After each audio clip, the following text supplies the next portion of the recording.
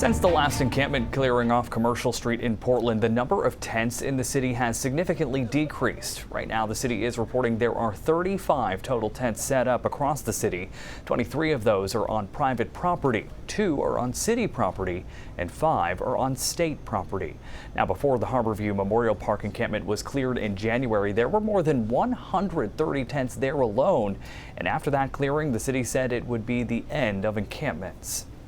Now, this is far from a solution to the problem. Many of the people who were living in the tents are now living in shelters, and there is a growing struggle to fund those shelters around Maine. Despite the setbacks, groups are slowly starting to bring unhoused people from living in tents to living in apartments. News Center Maine's Jack Mulma joins us with the details. Jack?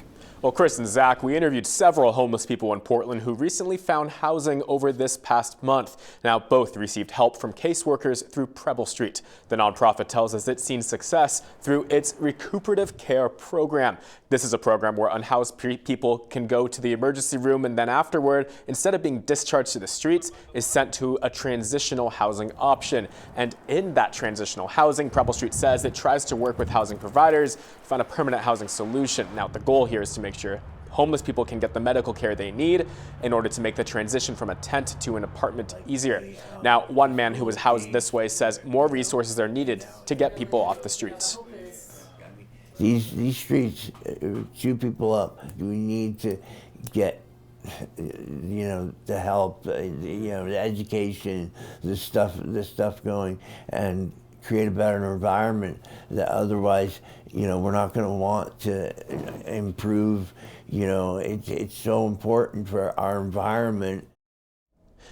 And that man says before this, he was staying at the Fort River encampment as well as the Commercial Street encampment that was cleared back in January. Now, through this program, he was able to have his hepatitis B and C cured before being placed into permanent housing. He's only the third person to have been housed this way, but Preble Street says it hopes to do more. Chris and Zach.